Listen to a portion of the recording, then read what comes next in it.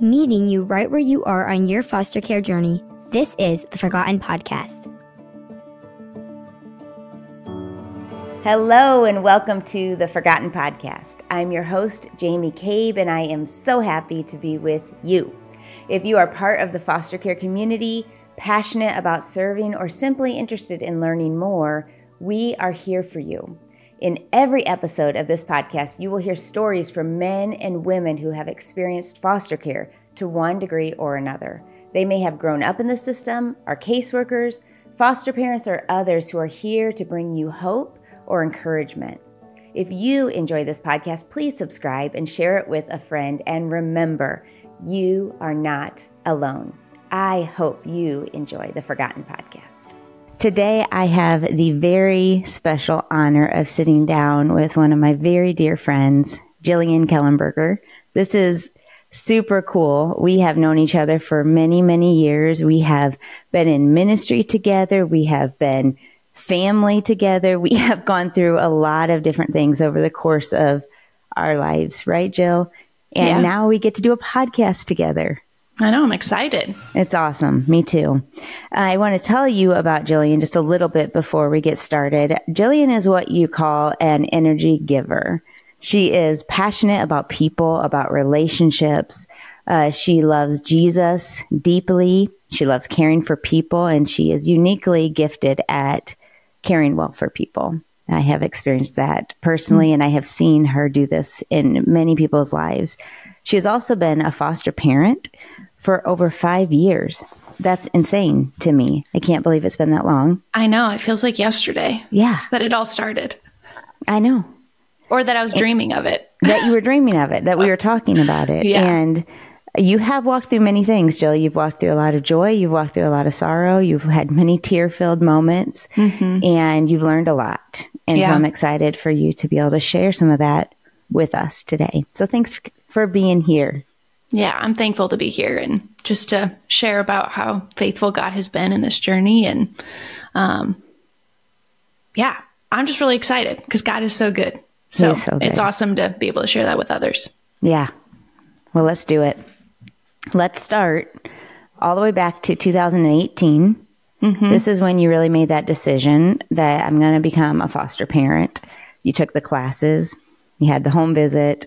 Everything was complete. You renewed. You didn't renew it. You received your license. Yes. Let's go back to that time. Like when you thought about, okay, I'm ready to start this. What was your hope? What was your expectation? Yeah. I was single at the time and still am. And I had always said I wanted to foster or adopt for many years, serving at TFI and just learning more about the foster care community. When I decided I wanted to foster or felt the Lord calling me to foster at that time, it was more so about walking alongside biological parents at that time and less about the kids, even though obviously like that is such a special gift. And I remember my mom saying, but you're not married. How can you do this without being married? And I just kind of walked through where my heart was at and how I felt like God doesn't only call married people to foster care and to ministry. And I said, I'm called to be a foster parent. I know I am. I'm sure of that. I'm not sure if I'm called to marriage, and I'm not going to hold out on something that God has called me to do just because I'm not married. And once I laid that out for my parents and walked through that, even with you and Clint, all of you were so supportive. And I came up with my, I think, 5-year plan. And that was prior to 2018, because that's when I actually got licensed. But I just knew God was calling me to do more, and I had such a heart to give. And when I got licensed in June, and I didn't take placement of a kiddo until 9 months from then. And so that waiting journey was very painful, and almost in some aspects more painful than the singleness journey. And knowing that I could get the call at any instant that just flips your life upside down. But I feel like I learned a lot at that time. It's hard to recall 5 years ago what was happening, but I just continued to plug in to church and friends and family just to serve them, so that I wasn't wasting my time, but just continuing to be intentional, and walking through that. Yeah, I remember that. I think maybe as we talk about timing, you've mentioned, I want to step back just a little bit, because we do have a lot of people listening who maybe are feeling this hesitancy, or who have heard the hesitancy of like, is now the right time? I mean, just like what your mom said to you, are you ready? You're not married yet. Or maybe some people might think, well, when my kids get older, or when I get more established. I just think that I love that you really leaned into, I'm called. And so I'm going to take this next step now, and really not fully knowing if this is the right time or not, except that you knew you were called. Yeah. Is there any advice you would have for someone listening, in that, questioning that, is this the right time? How do I know that this is the moment I need to do this? Yeah. There's never a moment. There's never a specific time that you're like, wow, now's the time. Because there's never going to be a perfect moment. There's always going to be a reason to say no. But God is so faithful. And I think you just have to start taking those small steps forward, to prepare yourself, to prepare your family. There's always going to be something happening in your kids' lives, right? It's like when they're little, they're little, and life is hard because they're little, and you're focused on sleep schedules, and you're focused on all the things that come with toddlers and babies. But then you jump to the next stage and you start adding school and school events and sports. And so I don't think there's ever going to be a perfect time where you're like, okay, I can fit foster care or adoption or anything into my life right here, right now. Here's the perfect space. You have to make that space. You have to be intentional in that. And I think it's so important to make sure you have people wrapped around you in your life who are going to support you in this, because your life is going to change. And it's scary. It's scary to look at what that change is going to look like. But at the same time, that change is so good. And just because something is hard, I mean, you said this to me over and over and over again, just because something's hard doesn't mean it's wrong. And just because something's hard doesn't mean it's not good. And so we have to focus on, what is God calling you to? Maybe you're not going to hear him audibly tell you now's the time. But there are going to be things in your life that he's lining up perfectly for you to be able to say yes. That's cool. Yeah, I remember asking Clint that when we were deciding to enter adoption. And I was like, how do we know that this is the perfect time? Kind of same thing. And he said, you know, Jamie, God talks about caring for the orphan and the widow and the fatherless in the Bible. He said it's a good thing. If he's given us a desire at all for this, I think we should step forward. We can trust him to close the door. That was just so good for me, because you want the big writing in the sky and in the audible, and it's not realistic. And and where would faith be if we had that? It's a journey with Jesus. Okay. So, when you got the first call, talk to us about what that looked like. Yeah. Well, my first call actually was, I was in Utah with friends on a houseboat. So I obviously had to say no, which I guess I didn't answer that call. It was a voicemail. But in March of 2019, I got a call for a 2-year-old little girl. And it was not the perfect time to say yes. Just, with how life circumstances and things that were going on. But I immediately knew my answer was going to be yes. But I called my people. I said, like, is there any reason I would say no? And I got a resounding, like, no, your answer is yes. You've been preparing for this, praying for this. You've been praying for this little girl and her family since before you even knew she existed. And I still can picture her running across the parking lot of DCFS to meet me, and her little ponytail swinging. And now that little girl is, she's going to be 7 in a few months. And gosh, it's crazy to think how little they were. But it was really exciting, but also just so heartbreaking to know that on my side, I was so excited to welcome her into my arms. But her mother was aching, you know, she didn't have her. And so I also remember there was a time where I was like, I prayed for this for so long and I was so excited, but at this moment, I don't like her. Just because, like, not that it was anything about her, but it's like this new person. And I had gone from being single to doing my own thing, living my schedule, doing what I wanted when I wanted, to having a little kid who needed me all the time. And I just had to, God really sanctified me, and is still sanctifying me in that. But to just, wow, I need to get to know this little person. And I do think we connected really fast. And I remember when her and I said, I love you to each other for the first time. It was so special. And I was like, oh, okay, I don't have to run away. And we can bond and we can connect in this, even in the hard, even in the fact that we don't, we haven't known each other very long. God is just really faithful in that relationship, in that building. And even if we don't like each other all the time, it's still okay. It is.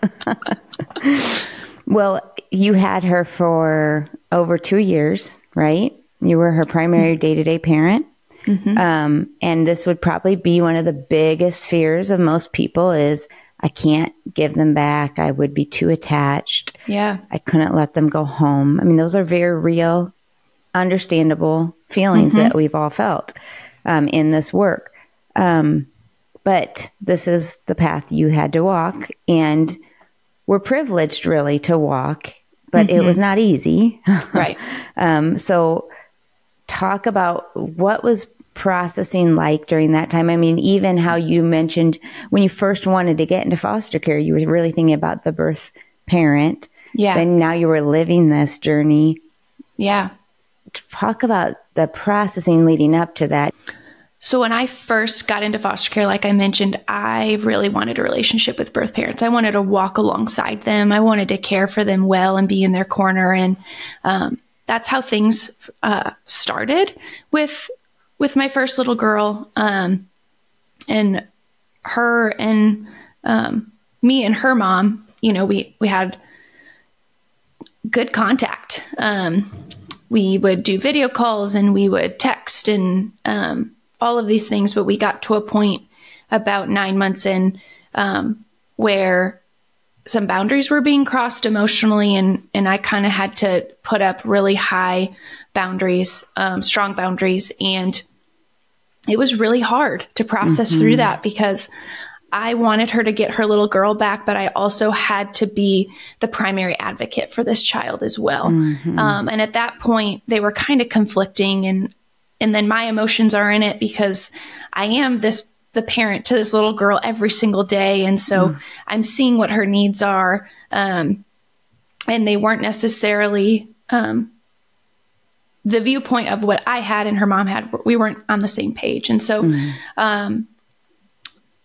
then it was about a year and a half later, 2 years later, actually, where we had been working with the agency and they thought the case was headed towards termination of parental rights and then adoption for me. And so that was what was in my mindset.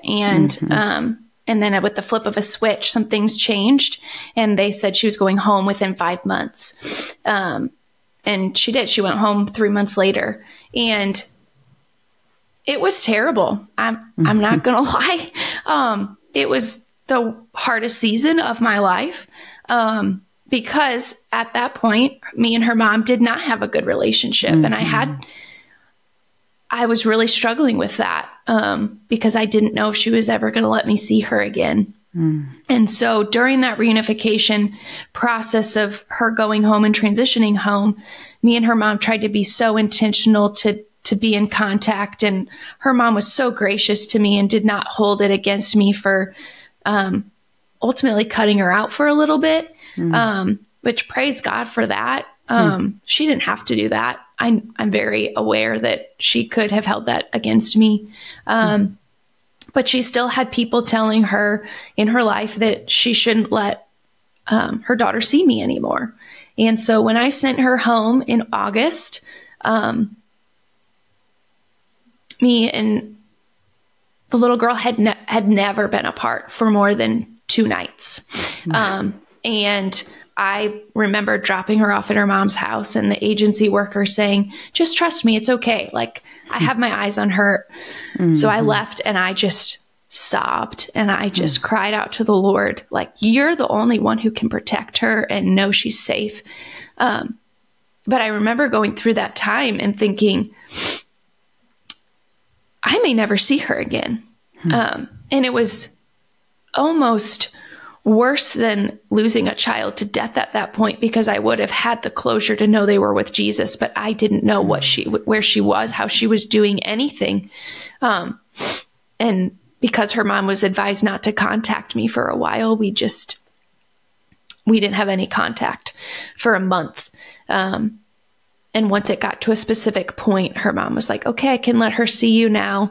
And she was like, I'm not going to cut you out, Jillian. You were in her life and you were her mom for 2.5 years. And now she has 2 moms, and that's really special.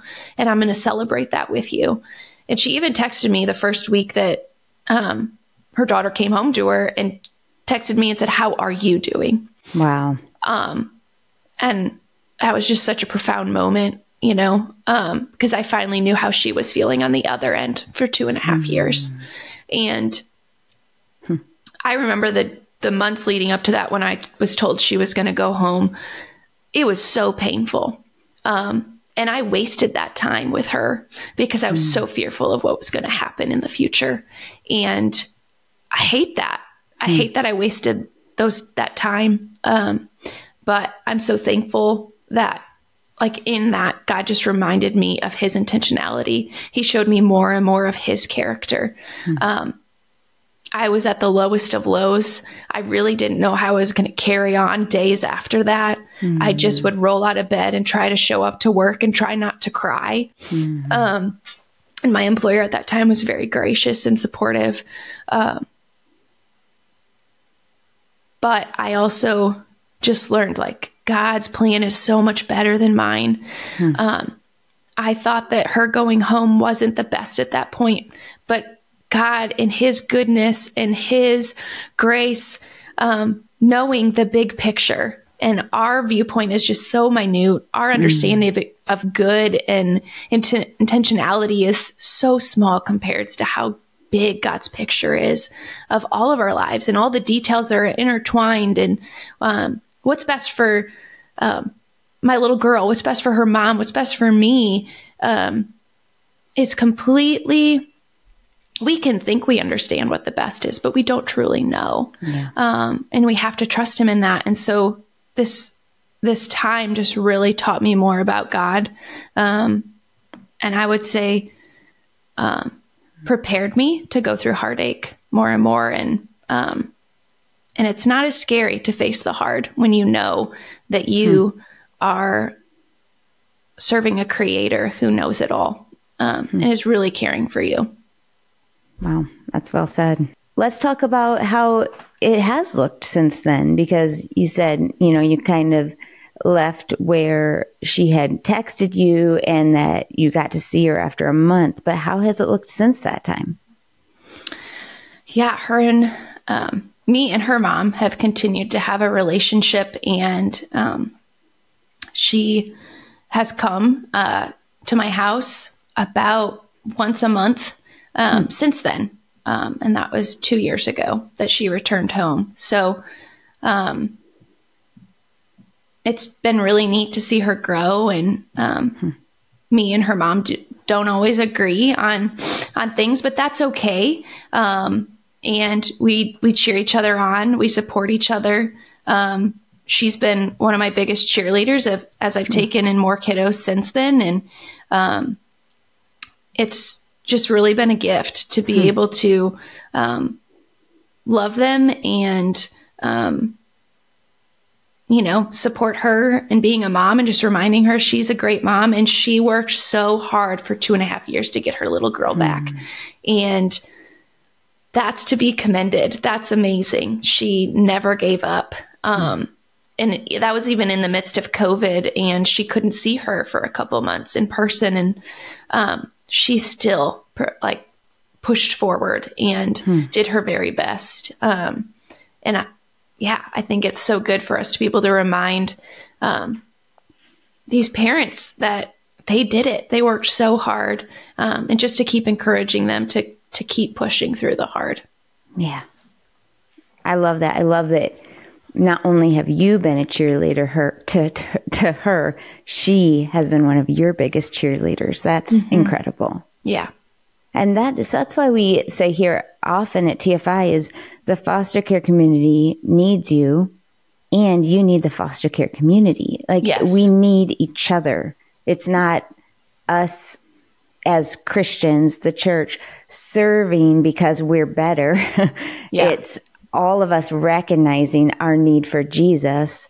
And the closer we connect with people who are different than us, and the more that we serve, follow the example of Jesus, the closer we get to him, the more we recognize who he is and how great is his faithfulness, just like you've been sharing. I think that's incredible. So Jill, in March of 2022, you received another call and you said yes to another little 2-year-old girl. What has it been like to step into caring for another child, especially kind of a very similar age child? Yeah. Same, both girls. Talk about that. Yeah. Which with my first little girl, I had walked through a lot of secondary trauma with her, walking through her trauma. And I said I would only take a child under 1 after that. And not that the kiddos aren't still coming with trauma, but just to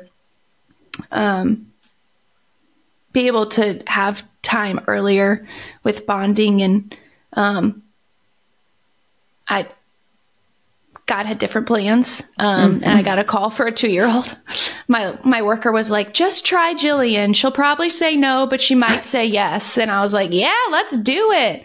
And that was 7 months after my first little girl went home. And my, I think 7 months and 9 days or something. But I thought it was 6 months and 9 days. And my goal, or my boundary was 6 months. So everyone was laughing, 9 days, of course. And then you say yes. But I hadn't gotten any calls prior to that. But it was very similar, but also very different. The girls could not be more different in personality.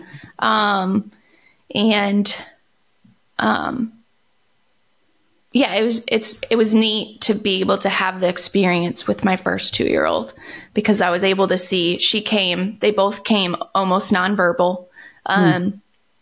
And so to be able to see even in the first few months how much they grew with just consistent routine and a consistent structure, and those things just brought so much healing to them. And my second little girl has had more delays and more struggles working through and healing from her trauma, but she is so fiery and sassy and sweet.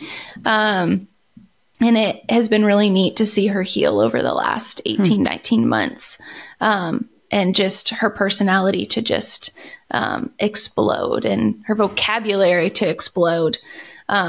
it's fun having conversations with these kids who you couldn't have a conversation with, and now they just don't stop talking in a really sweet way. So yeah, it was interesting that the timeline was very similar, but also because of my experience, I was able to get services initiated much quicker for my second kiddo. And I remember both girls had the same therapist, and it was like maybe 2 months in after having my second little girl, and her therapist was like, wow, you are on it. You've only had her for 2 months. And I was like, I know what she needs because of my first experience. So I was just able to look at it differently. Yeah, that's so super cool. Well, and then there was a point in time that you heard that she was going to be a big sister. Her mom was pregnant, and a question came to you. Are you willing to care for this next one? What's that been like? I didn't even question saying yes. I had always wanted a baby. And I know how important it is to keep siblings together if possible. And it's been hard because my daughter because of her delays, she doesn't quite understand that relationship, and that now she does 7.5 months later, now that we've had the baby for 7.5 months. But it was a really hard adjustment for her, no longer having all of the attention in the house. But she's adapted really well, and we've just worked really been intentional to care for her and love her well, and just try to explain things. And it's been hard adding another kiddo. I only have 2 hands, and I'm outnumbered, especially when my first kiddo comes back, and it's 3 against 1. But that first kiddo, because she's almost 7, she's such a help, and loves that baby to death. And she loves her other little sister as well, just not as much. It's more the annoying little sister stage, I think, for her. But it also was a little terrifying to say, yes, I'm going to take another kid, because I had never had 2 kids. My boundary had always been 1, just because I battle a lot of anxiety. And so that plays into parenting. And if I'm overwhelmed, then I'm more snappy emotionally because of that anxiety. And so I just had to really sit before the Lord to prepare myself. And I even remember years ago, when you were helping and supporting some of your kids' birth mom and her other kiddos. And I had that baby for a couple nights or one night, and I didn't sleep because I was so worried about his safety and whether or not he was safe in his bed alone and different things. And so I didn't sleep. And I just remember being so anxious about taking a baby, or if I'd get a call for a baby. And I have had zero anxiety with this baby. God has just given me such peace and has equipped me well, and equipped me with people in my life to support me well, that anxiety is completely gone. Because I trust God. And I think it goes back to when my first kiddo went home, I just learned so much about who God is that I know that nothing is in my control. Literally nothing. Nothing I do is in control besides my reaction, my heart, my emotions, and where I am in my relationship with Him. That's what I can control. So I need to have a right understanding of who God is, a right understanding of His character, His intentionality, and His goodness and His grace, to be able to continue to move forward in grace and peace and freedom. When you finally surrender that and you're like, I was holding so tightly onto this first kiddo and nothing went the way I thought it would go.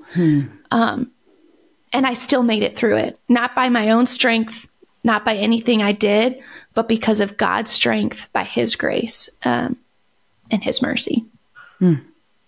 Man, that's good stuff. God's good. It's easy, right? To talk about God and His faithfulness. And I even said to you the other day, hard things aren't scary anymore. We know they're hard, but we know that God is faithful. We know we're going to continue to walk through them. And no matter what, he's there. He's present. And the only thing that we can hope is that he is more glorified. Like that's our purpose. That's why we're here. So no matter what we have to go through to do that, it's worth it. Yeah.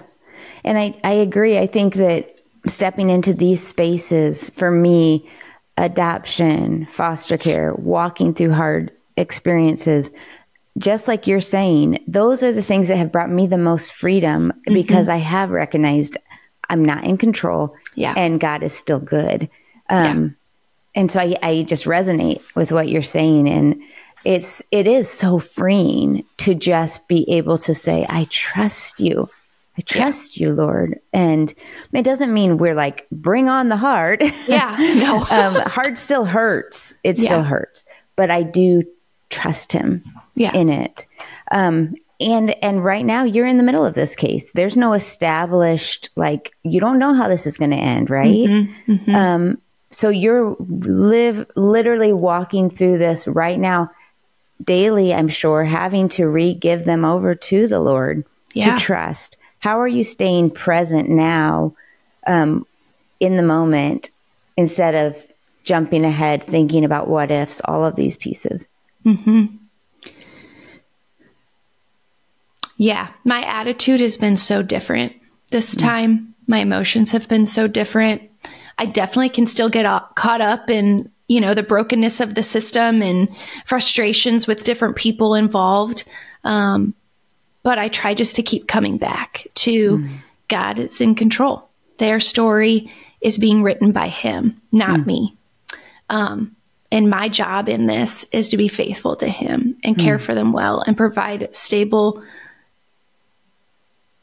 loving care. That's what I'm supposed to do. And so I've just, especially recently in the last month or so, just trying to process when my first little girl went home, how differently I wanted to do this process, this moment, this time, that if they were to go home, my current little girls,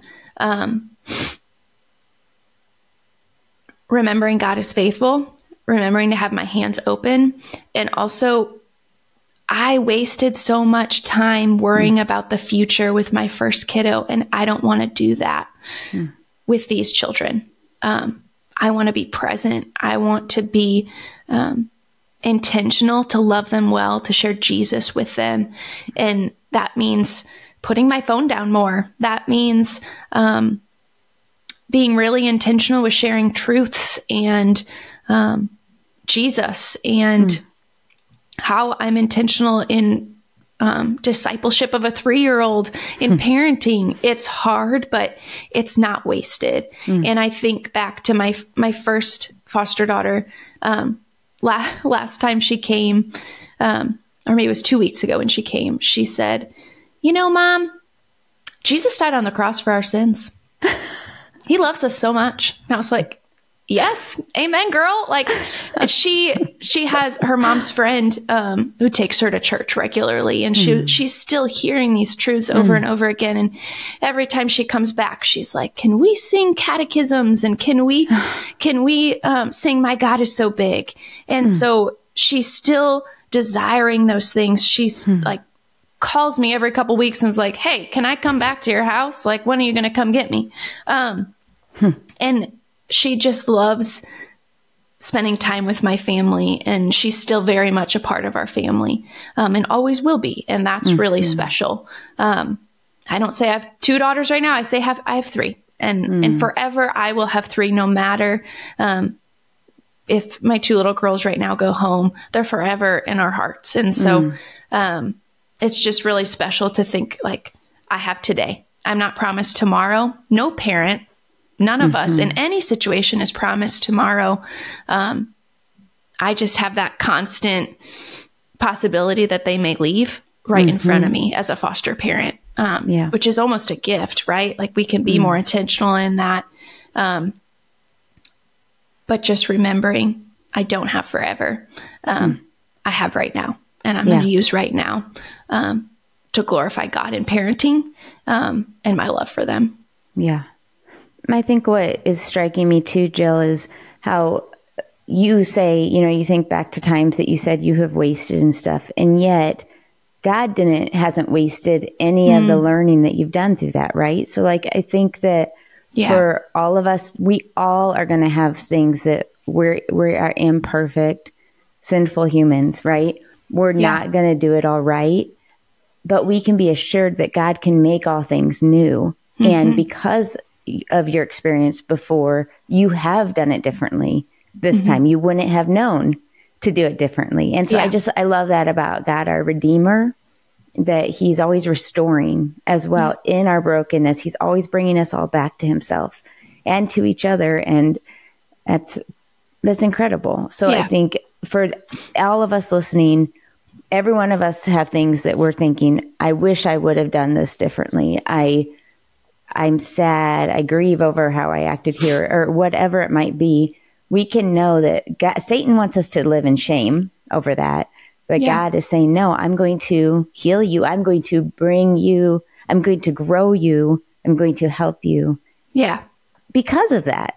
Yeah. And in that. Yeah. Yeah, absolutely. And even my first little girl coming back and sharing the gospel with me, that time wasn't wasted. It wasn't. I just wish I would have done it differently, but that's because it's hindsight. And now I know, and I am doing it differently. Right. And I think that goes across the board.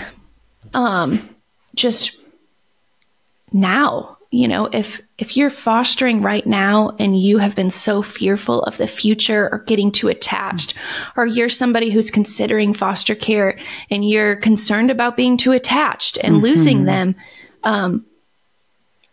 work through that with the Lord. Sit down and go before him to calm those anxieties, to calm those fears, and fight them with truth. Because that's all from the enemy. And he wants you to be anxious. He wants you to be fearful. He wants you to be sitting in this place of emotional unhealth. And only with God can you move forward in a place of freedom and peace. Yeah. And it's beautiful. It's beautiful. Wow. Well said.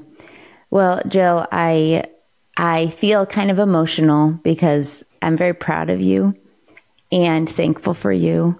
And it's been such a blessing to know you and just to sit down right now with you and talk through this journey has been a gift to me. And I know it will be to all who are listening. So thank you for being here. Yeah, thank you. Want to give you the last word. Anything else? You just beautifully shared with our listeners, but is there anything else that you want to share before we go? Yeah, I think I just continue to go back in these last 2 years to how good God is. And just reminding myself that I thought I knew what good was. I thought I knew what good was. I thought I knew what the best interest of my foster daughter was, but I didn't.